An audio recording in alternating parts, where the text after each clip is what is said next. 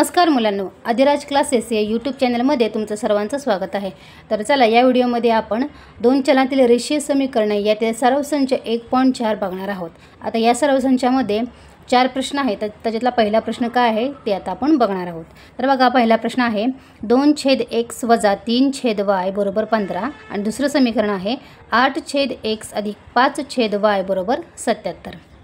तर अशा पद्धतीने आपल्याला ही जी त्यांनी आपल्याला दोन समीकरण दिलेले आहेत आणि ते आपल्याला काय करायचं आहे तर सोडवायचं आहे। आता सुरुवातीला काय करायचं आहे, आता त्यांनी जी दोन्ही जी समीकरणे आपल्याला दिलेली आहेत ती अगोदर आपण लिहून घेऊया आणि त्याला आपण नंबर देऊया।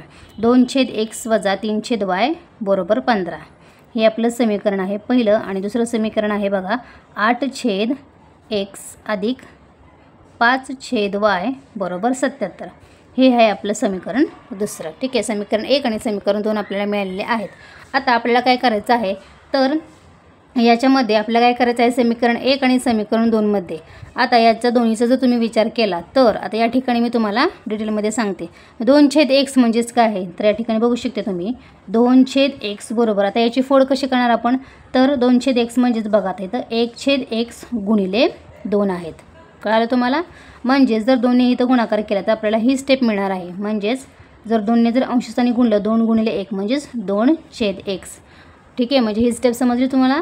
2/x म्हणजेच काय असतं तर 1/x × 2 असते आणि आपल्याला 1/x ला काय करायचं आहे, एक आपल्याला चल मानायचं आहे। या ठिकाणी आपण m हे चल मानणार आहोत। जर आपण m मानलं तर आपल्याला इथं 2m मिळतील बरोबर। कारण आपल्याला जी स्टेप आहेत किंवा हे जी समीकरणे आहेत ते आपल्याला सोप्या रूपामध्ये सोडवण्यासाठी आपल्याला काय करायचं आहे 1/x आणि या ठिकाणी 1/y ला काय करायचं आहे एक चल मानायचं आहे। चल मांडल्यानंतर आपल्या समीकरण सोडवताना मग ते सोपे पडतं। ठीक आहे, तर 1/x ला आपण काय मानायचं आहे m मानायचं आहे।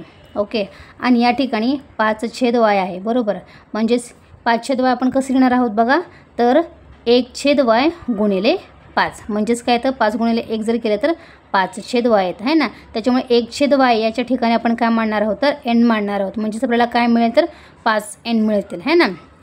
सो हे फक्त मी तुम्हाला समजण्यासाठी या ठिकाणी लिहिलेलं आहे। तुम्ही हे एक्झाममध्ये लिहावंच असं काय नाही आहे, फक्त तुम्हाला समजण्यासाठी 1/x काय आहे आणि 1/y काय आहे यासाठी फक्त मी हे या ठिकाणी लिहिलेलं आहे। हे फक्त ब्रॅकेटमध्ये लिहायचं नाही। ओके, तर हे दोन्ही समीकरण आपण काय केलेलं आहे त्यांना नंबर दिलेला आहे। आता आपण काय करणार आहोत तर समीकरण 1 आणि 2 मध्ये आपण काय करणार आहोत तर 1/x आणि 1/y याला m आणि n हे असं काय करूया मानूया। ठीक आहे, हे सेंटेन्स मी इथे लिहिते आणि ते सुद्धा जे काय आपण लिहिणार आहोत त्याचं मी तुम्हाला एक्सप्लेनेशन याच्यामध्ये दिलेलं आहे। तर बघा, समीकरण 1 व 2 मध्ये 1/x बरोबर आपण m मानायचं। ठीक आहे, या ठिकाणी आपल्याला दिसते बघा ह्या समीकरणामध्ये 1/x आहे इथे, या ठिकाणी मी ते तुम्हाला समजून सांगितलेलं आहे। म्हणजेच 1/x या ठिकाणी आपल्याला m मानायचं आहे आणि समीकरण 2 मध्ये 1/y या ठिकाणी आपल्याला n मानायचं आहे। म्हणजेच इथं काय होईल बघा तर 2/x या ठिकाणी जर आपण m मानलं तर इथं 2m होतील आणि या ठिकाणी काय होणार आहे तर 5n होणार आहे। म्हणजेच आता आपल्याला नवीन समीकरणे जी आहेत ती कशी मिळणार आहेत बघा, 1/x ला आपण m मांडलं तर आपल्याला नवीन समीकरण काय मिळेल बघा तर 2m मिळतील 2m। त्याच्यानंतर बघा आता या ठिकाणी जर तुम्ही बघितलं इथं काय आहे बघा तर 3y आहे। ठीक आहे, 3y 3/y म्हणजेच 1/y आणि 1/y ला आपण काय मांडलेलं आहे तर n मांडलेलं आहे ना। सो इथं काय आपल्याला मिळतील तर -3n = 15। ठीक आहे, हे आहे आपलं समीकरण पहिलं। त्याच्यानंतर इथं सुद्धा 1/x आहे, 1/x ला आपल्याला m मानायचं आहे। म्हणजेच इथं काय होईल तर 8m होतील वजा 1/y म्हणजेच त्याला n मानायचे आहे। म्हणजेच इथं काय मिळतं आपल्याला अधिक 5n मिळतील आणि पुढचे जे 77 आहे ते आपण आहे तसं लिहिणार आहोत। ओके, हे आता हे समीकरण आपलं तिसरं आहे आणि हे समीकरण आपलं चौथं आहे। ओके, सो अशा पद्धतीने आपल्याला नवीन तिसरं आणि चौथं समीकरण मिळालेलं आहे। ठीक आहे, आता आपण काय करणार आहोत बघा, आता या ठिकाणी आपल्याला काय करायचं आहे समीकरण बॅलन्स करायचं आहे। म्हणजे या ठिकाणी 8 आहे, इथं सुद्धा 8 येण्यासाठी आपल्याला काय करावं लागेल तर या ठिकाणी 2 आहे। ठीक आहे, 8 येण्यासाठी आपल्याला इथं 4 ने गुणावं लागेल। ठीक आहे, मग त्याच्यामुळे आपण काय करणार आहोत तर समीकरण 3 ला आपण काय करूया तर 4 ने गुणूया।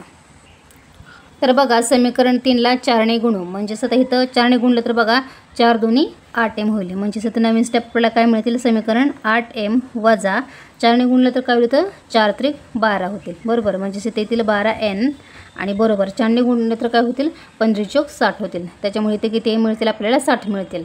ओके, आता हे झालं समीकरण. आता यालाच आपण काय म्हणे समीकरण 5 व्हायला आपण नाव दिलं. ओके, आता हे झालं 5वं समीकरण. आता आपण काय करणार आहोत बघा, आता इथं सुद्धा 8m आहेत आणि इथं सुद्धा 8m आहेत, बरोबर.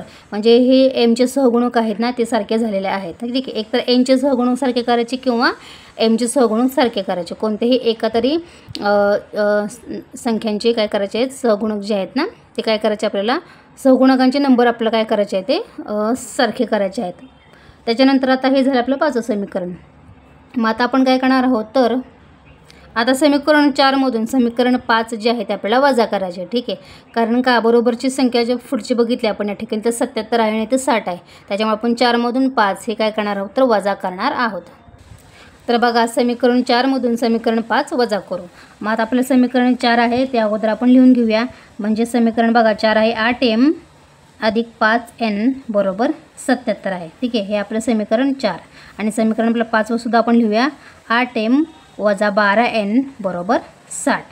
हे आपलं समीकरण 5वं. आता यांचं आपल्याला काय करायचं, तर वजा करायचं आहे है ना.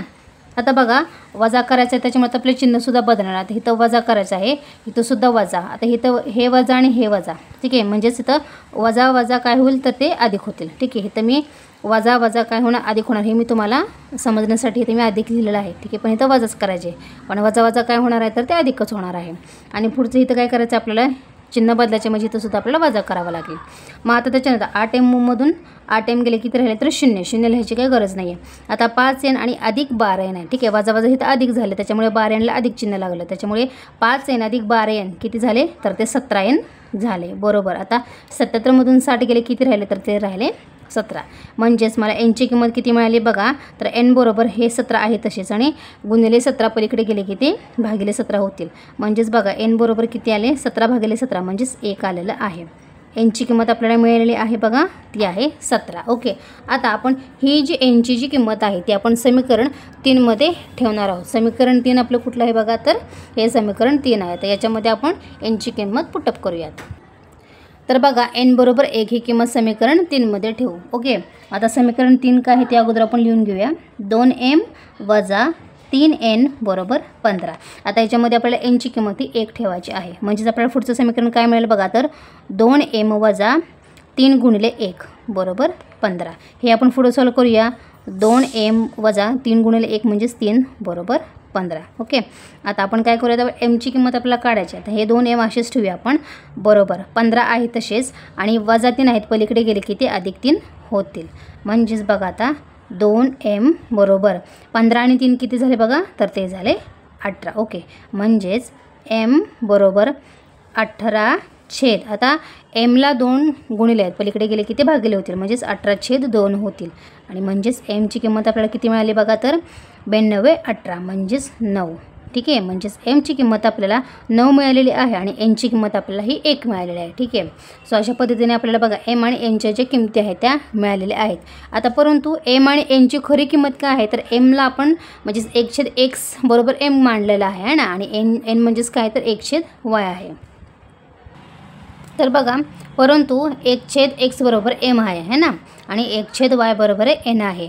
आणि म्हणून m आणि nच्या किमती वरील समीकरणात ठेवल्यास, म्हणजेच आता आपण काय करणार आहोत, तर 1/x बरोबर काय आहे, जे mचे आणि nचे व्हॅल्यू ते आता आपण याच्यासमोर ठेवणार आहोत. म्हणजेच m आहे 1/x आणि याची व्हॅल्यू किती काढलेली आहे आपण, म्हणजेच mची व्हॅल्यू आपण किती काढलेली आहे, 9 काढलेली आहे ना, आणि 1/y बरोबर त्याची व्हॅल्यू आपण किती, म्हणजेच nची व्हॅल्यू किती काढलेली होती आपण, तर ती 1 काढलेली होती. ओके, आता याच्यावरून आपण काय करणार आहोत, तर आता याचा आपण काय करूया, तर व्यस्तांक घेऊया. व्यस्तांक म्हणजे काय करायचं आहे, तर थोडक्यात उलटून गुणिले असं सुद्धा आपण म्हणू शकतो, म्हणजे उलटं करायचं आहे सरळ आपल्याला. तर या ठिकाणी तुम्ही कारण लिहायचं आहे बघा, समीकरणांच्या दोन्ही बाजूंचे व्यस्तांक घेऊन. आपण काय कारण लिहिलं, तर समीकरणांच्या दोन्ही बाजूंचे व्यस्तांक घेऊन, म्हणजे आपल्याला दोन्हींचे व्यस्तांक काढायचे, व्यस्त करायचे. आता 1/x चा व्यस्तांक काय असतो, तर तो x असतो, बरोबर. आणि 1/9चा व्यस्तांक काय असतो, 9चा व्यस्तांक काय असतो, तर 1/9 असतो, बरोबर. थोडक्यात काय आहे, जे वरती समीकरण आहे त्याचे आपल्याला उलटं यायला लिहायचे, त्यालाच आपण गणिती भाषेमध्ये व्यस्तांक असं म्हणतो. ओके, आणि 1/yचा व्यस्तांक हा y असणार आहे, आणि 1चा व्यस्तांक हा एकच असतो, बरोबर. 1/1 म्हणजेच तो एकच असणार आहे, त्याच्यामुळे ते व्हॅल्यू किती येणार आहे तर ती एकच येणार आहे. म्हणजेच तुम्ही बघू शकता बघा एक्सची किंमत आपल्याला किती मिळालेली आहे बघा तर 1/9 मिळालेली आहे आणि वायची जी किंमत आहे ती आपल्याला किती मिळालेली आहे बघा तर ती 1 मिळालेली आहे. ओके, सो अशा पद्धतीने आपल्याला समीकरणाची जी उकल आहे ती आपल्याला मिळालेली आहे. तर बघा शेवटी आपल्याला काय लिहायचं आहे तर XY बरोबर 1/9 आणि 1 ही दिलेल्या एक सामायिक समीकरणांची उकल आहे. म्हणजेच XY बरोबर 1/9 आणि 1 ही उकल आहे. तर बघा आता ह्याच्यामध्ये आपण ह्या टाईपची उदाहरणं आपण पाठीमागच्या सराव संच 1.3 मध्ये सुद्धा सोडवलेले आहेत. पण याच्यामध्ये वेगळं असं तर एकच स्टेप आहे बघा. म्हणजेच काय आहे तर 1/x आणि 1/y याला आपल्याला एक चल मानायचं आहे आणि ते चल मांडल्यानंतर आपल्याला काय करायचं आहे, पुढचं जे उदाहरण आहे ते आपल्याला आहे तसंच सोडवायचं आहे, त्याच्यामध्ये काही चेंज नाही आहे. आणि त्याच्यानंतर आपल्याला ज्यांच्या किमती मिळाल्यानंतर पुन्हा आपल्याला त्यांची जी मूळ किंमत आहे ती आहे तशीच लिहायची आहे आणि मग त्यांना ते उत्तर आपल्याला द्यायचं आहे. म्हणजे याच्यामध्ये फक्त 2 स्टेप त्यांनी ॲड केलेले आहेत. बाकीचे जे उदाहरण आहे ते आपण सराव संच 1.3 मध्ये ऑलरेडी सोडवलेलं आहे. तर प्रत्येक वेळेला सराव संच सोडवत असताना पाठीमागच्या सराव संचामध्ये आपण काय शिकलो आणि जो आपण आता शिकतो त्याच्यामध्ये काय डिफरन्स आहे, काय फरक आहे, हे जर तुम्ही लक्षात घेतलं तर तुम्हाला एक्स्ट्राचा जो एफर्ट्स आहेत किंवा जे लक्षात ठेवण्यासाठी तुम्हाला एक्स्ट्राचं काही करावं लागणार नाही. फक्त जो काही तुम्हाला सराव संच घेणार आहे त्याच्या पाठीमागच्या सराव संचामध्ये तुम्ही काय सोडवलं, कशी पद्धत वापरली, आता हे एक्झाम्पल सोडवताना आपल्याला काय स्ट्रॅटेजी वापरायची, त्याच्यामध्ये कोणते स्टेप ॲड आहेत हे फक्त बघायचं. म्हणजे जास्त एक्स्ट्रासुद्धा तुम्हाला अभ्यास करायची गरज लागणार नाही. आणि थोडक्यात म्हणजे काय ते तुमच्या स्टेप असतील किंवा काय ते जे काही तुम्ही अभ्यास करता त्याच्यामधला फरक तुम्हाला कळाला की तुम्हाला अभ्यास करणंसुद्धा एकदम इझी जातं. ओके, तर दुसरं काय एक्झाम्पल आहे ते सुद्धा आपण आता बघणार आहोत. तर बघा दुसरं उदाहरण त्यांनी आपल्याला विचारलं आहे 10/x अधिक y अधिक 2/x वजा y बरोबर 4 आणि दुसरं समीकरण आहे 15/x अधिक y वजा 5/x वजा y बरोबर वजा 2. ओके, सो अशा पद्धतीने बघा आपल्याला 2 समीकरणे त्यांनी दिलेली आहेत. ठीक आहे, नेहमीप्रमाणे ती जी 2 उदाहरणं आहेत त्यांना आपण नंबर देऊया आणि आपल्याला आता या ठिकाणी तुम्ही बघू शकता बघा पहिल्या समीकरणामध्ये म्हणजे याच्यामध्ये आपल्याला इथं दिसते बघा 10/x अधिक y ना, म्हणजे इथं 1/x अधिक y आहे आणि या ठिकाणी काय आहे बघा 1/x वजा y. ठीक आहे, म्हणजेच आपल्याला या ठिकाणी 1/x अधिक y ला आपल्याला m मानावं लागेल आणि या ठिकाणी 1/x वजा y ला आपल्याला काय मानावं लागेल तर n मानावं लागेल. ठीक आहे, ते नेक्स्ट त्या स्टेप पुढे येतीलच त्यावेळेला तुम्हाला मी सांगते. तर बघा ह्या दोन्ही समीकरणांना आपण नाव दिलेलं आहे समीकरण 1 आणि समीकरण 2. ओके, तर आता याच्यामध्ये 1/x अधिक y याला आपण m मानूया. याच्यामध्ये आपण आता या ठिकाणी मी लिहिते समीकरण 1 आणि समीकरण 2 मध्ये 1/x अधिक y बरोबर त्याला आपण काय मानणार आहोत तर m मानणार आहोत है ना, आणि 1/x वजा y बरोबर n मानू. ठीक आहे, याला आपण असं काय केलेलं आहे n मानणार आहोत. n ठेवून पुढील समीकरणे मिळतात.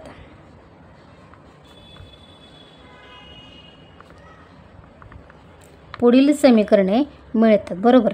म्हणजेच आता आपल्याला काय करायचं आहे बघा नेक्स्ट स्टेप आता काय आपली तर आता याच्यामध्ये 1/x अधिक y बरोबर m ठेवायचं आणि 1/x वजा y बरोबर n ठेवायचे. म्हणजेच आपल्याला काय स्टेप मिळतील बघा इथं काय होईल आता 10m होईल है ना, 10m अधिक 2n बरोबर 4 हे समीकरण आपलं तिसरं असणार आहे.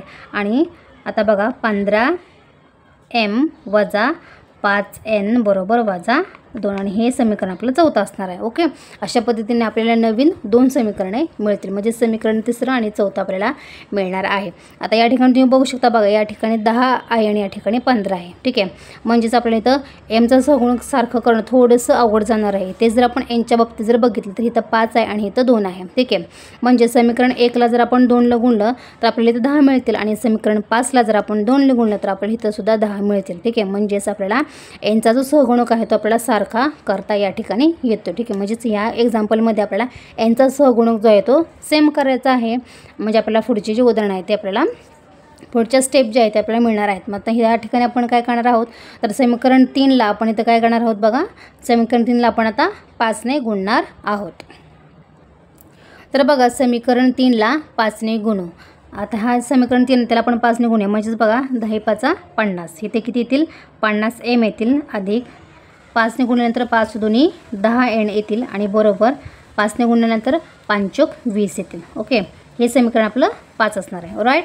आता हे समीकरण 5 मिळालं. आता हे समीकरण 4च्या वरती आपल्याला काय करायचं आहे, आता इथं समीकरण 4ला आपल्याला 2ने गुणावं लागेल, म्हणजे इथं 5 दुणे 10 मिळतील. त्याच्यामुळे या ठिकाणी लिहायचं आहे समीकरण 4ला 2ने गुणू. समीकरण 4ला आपण 2ने गुणूया. म्हणजेच आता इथं 2 गुणल्यानंतर काय मिळेल बघा, 15 दुनी 30m वजा 5 दुनी 10n आणि बरोबर 5 दुनी 10, इथं वजा 10 येतील. हे समीकरण आपलं 6 असणार आहे. ओके, सो समीकरण 5 आणि हे समीकरण 6 आहे. ठीक आहे. हे दोन्ही जर तुम्ही ऑब्झर्व केलं तर एनचे सहगुणक आहेत ना, ते सारखे आपल्याला मिळतात. चिन्ह वेगवेगळे असले तरी चालते, परंतु त्यांचे सहगुणक जे आहेत ते आपल्याला सारखे आलेले दिसतात. ओके, तर या दोन्हींचा जर तुम्ही विचार केला तर आपल्याला काय करायचं आहे, समीकरण 5 आणि समीकरण 6 यांची काय करायची आहे आपल्याला, तर बेरीज करायची आहे. तर बघा, समीकरण 5 आणि समीकरण 6 यांची आपण आता बेरीज करूया. आता 5 आणि समीकरण 6 हे आपण आता या ठिकाणी लिहिणार आहोत. बरोबर. आता बघा, समीकरण 5 आहे 50m अधिक 10n बरोबर 20. हे आहे आपलं समीकरण 5. आणि समीकरण 6 कोणतं आहे बघा, तर 30m वजा 10n बरोबर वजा 4. हे आहे आपलं समीकरण 6. आता यांची आपल्याला काय करायचे आहे बघा, तर बेरीज करायची आहे. ठीक आहे, बेरीज करायची आहे म्हणजे आता यांची काय चिन्ह बदलायची आपल्याला गरज नाही. ठीक आहे. 50 अधिक 30 किती होतात, तर ते 80m होतात है ना.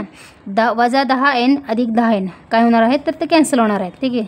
आता 20 वजा 4 किती झाले, तर या ठिकाणी 16 राहिलेले आहेत. ओके, म्हणजेच आपल्याला एमची किंमत आता इथे मिळेल m बरोबर बघा 16 एमला 80 गुणिले आहेत, पलीकडे गेले की ते छेदस्थानी जातील, म्हणजे 16/80.